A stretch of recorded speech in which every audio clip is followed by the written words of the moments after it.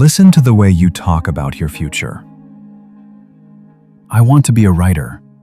I want to be healthy. I want to be a successful entrepreneur. I want to be a better partner. It sounds innocent, doesn't it? It sounds like a goal, but there is a poison hidden inside the phrase, I want to be. When you say, I want to be, you are telling your brain that you are currently not that person. You are creating a gap, a chasm between who you are today and who you desire to be. And as long as that gap exists, every positive action you take will feel like a chore. It will feel like you are wearing a costume that doesn't fit. This is why most people fail.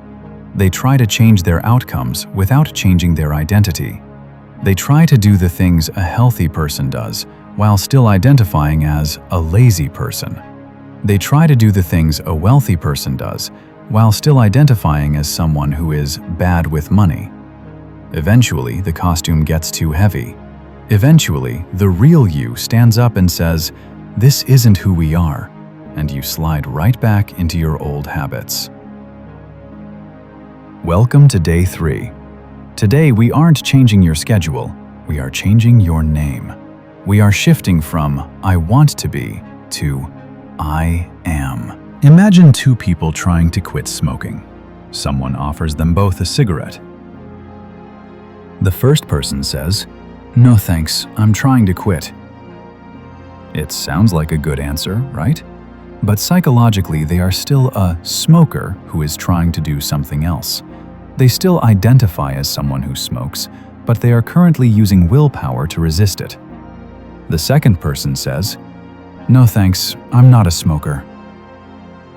Do you hear the difference?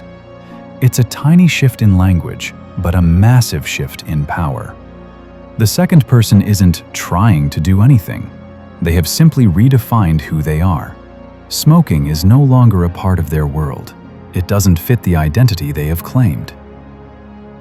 In 2026, I don't want you to try to go to the gym.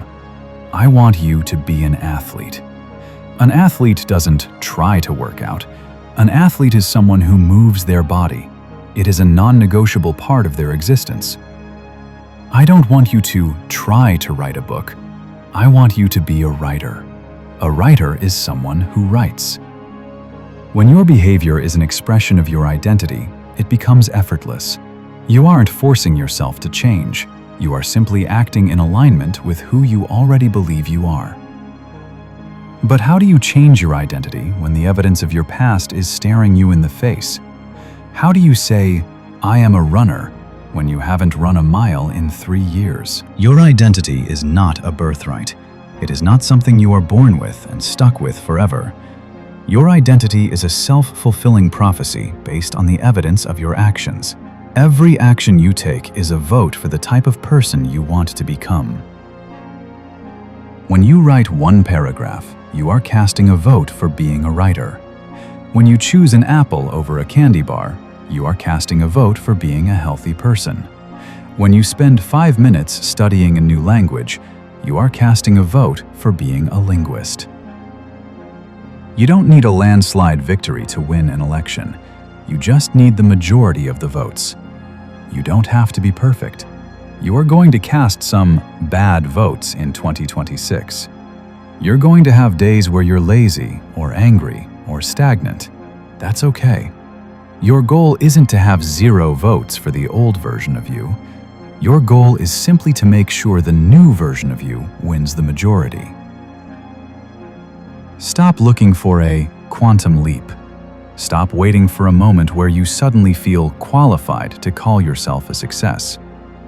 The qualified version of you is built one tiny, boring vote at a time. If you want to be a person who is disciplined, don't wait until you feel disciplined.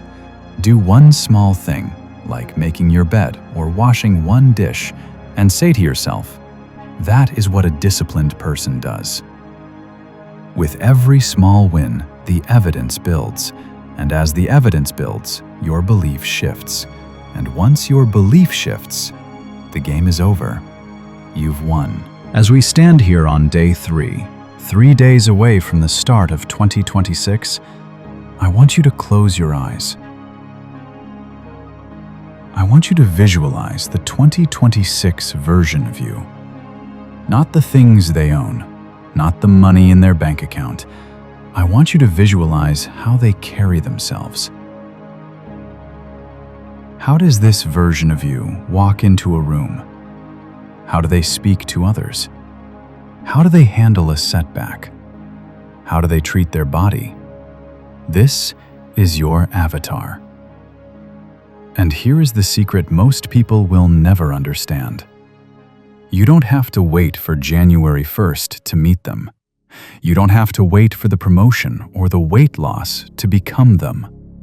You can step into that avatar right now.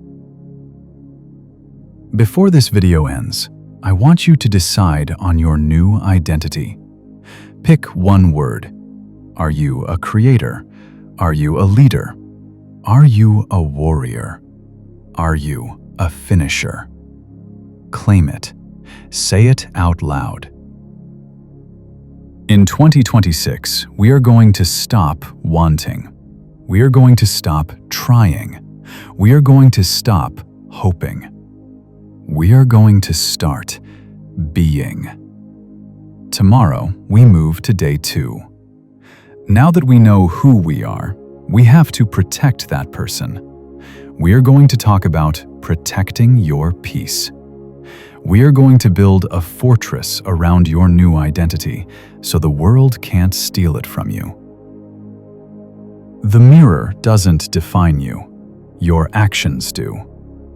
Go cast your first vote.